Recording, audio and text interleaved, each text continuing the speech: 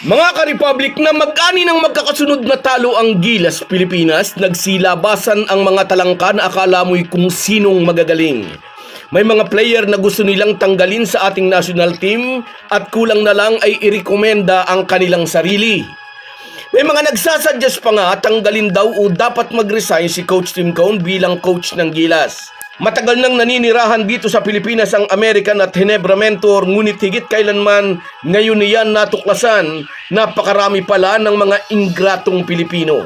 Hindi lahat pero marami yung puring-puri ka lang kapag nananalo, pero basura na ang tingin sa'yo kapag inalat na ang team mo.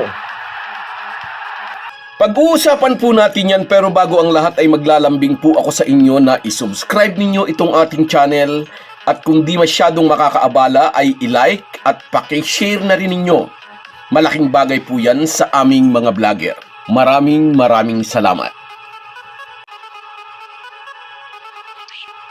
Mga ka-Republic, right after na matalo ng Gilas Pilipinas ang New Zealand nang una silang magharap sa MOA Arena November last year, halos expected na ng lahat na babawi ang Tall Blacks sa ating national team. Naging mapakla sa panlasa ng mga Kiwis na pinataob sila ng isang kupunan na dati hindi makaporma laban sa kanilang national team.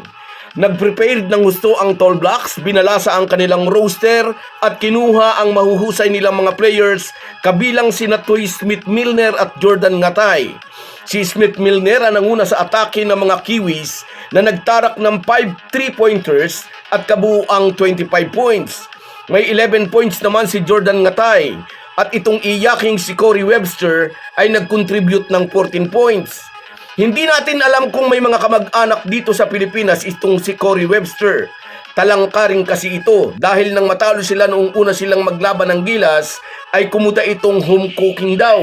Walang ipinag-iba sa mga talangka dito sa Pilipinas.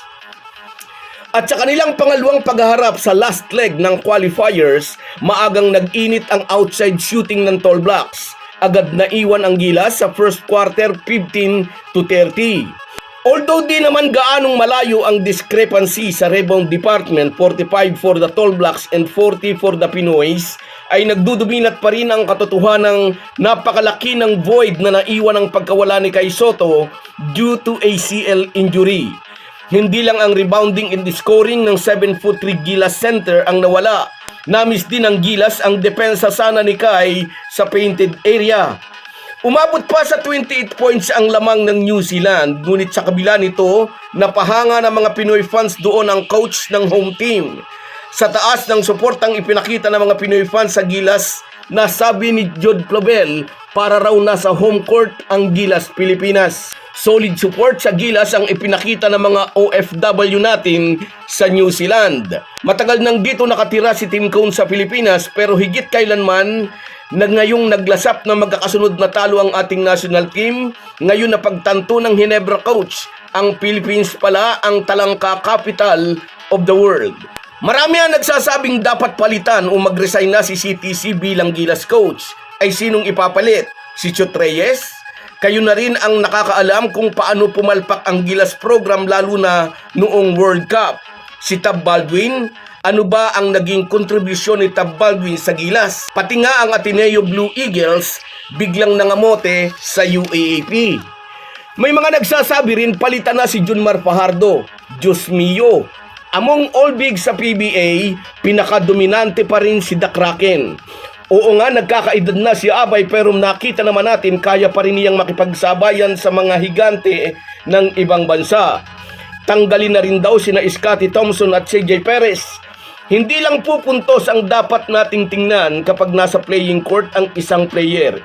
Iko-consider din kung paano siya dumidepensa, kung paano siya kumilos at magbigay ng body screen para makawala ang kanyang kakampi. Karamihan kasi sa mga talangkang nagmamagaling ay hater ng SMC teams. Galing sa SMC teams sina Thompson, Perez at Aguilar, kaya maraming kuda ngayon ang mga talangkang ito. May mga minamanok sila na gustong ipasok sa lineup ng Gilas.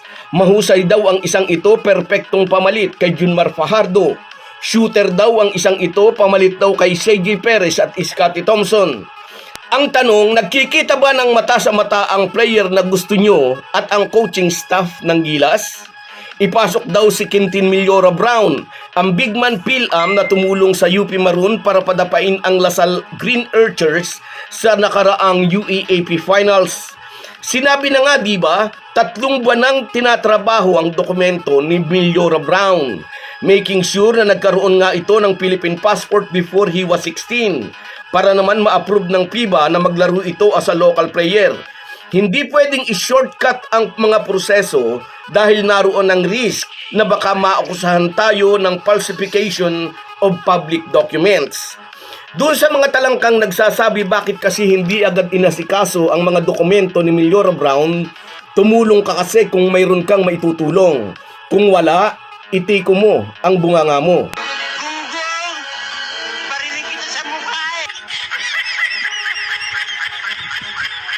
Anyway, nag-uumpisa pa lang ang mga talangka. Magpapatuloy ang mga pagkuda ng mga yan sa pagsisimula naman ng Best of 7 semifinal series dito sa PBA Commissioner's Cup. Unang game sa Miyerkules, February 26 ay ang sagupaan ng Talk and Text at Rain or Shine. Main game ang tapatan ng Ginebra at Northport. Pag nanalo ang Ginebra, medyo mananahimik ang mga buzzers. Pero inaasahan natin patuloy na kukuda yung talagang makakapal ang muka. Pag natalo naman ang Gin Kings, titilaok sa saya ang mga talangka. So guys, yan lang muna. Hanggang sa muli. Kung wala po kayong mga viewers namin ay walang magtatagumpay na vlogger. Kaya salamat po sa inyong panunood. Shout out sa iyo, Tito Navarro. Yes, yan si Homer Saison. Yan ang tatay ng mga buzzers dito sa Pilipinas. At sa iyo rin, Edwin Pereras. Shout out sa iyo, idol. Salamat sa suporta. Sa iyo rin, shout out AJ Ledesma. Maaasahan pa rin talaga si JB. At sa iyo rin, shout out Papa Kiko. Salamat lagi kang nariyan. 3 araw ako, 2 araw akong hindi nakapag-vlog. At sa iyo rin, shout out Enrico de Guzman Kabayan mula naman dyan sa Belgium. Shout out sa iyo, idol. At sa iyo rin, Ray Gibara. Shout out sa iyo, idol. Salamat sa panonood mo, sa suporta. At sa iyo rin, shout out Jerry Aklan. Yes, nadurog tayo pero support lang. At sa iyo rin, shout out Benjamin Hapayan.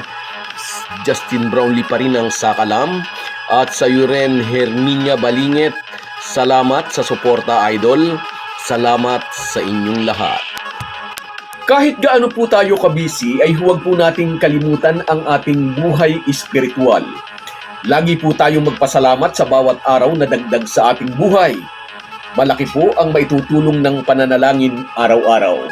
Isang paalala po mula sa inyong Halo Halo Sports Republic.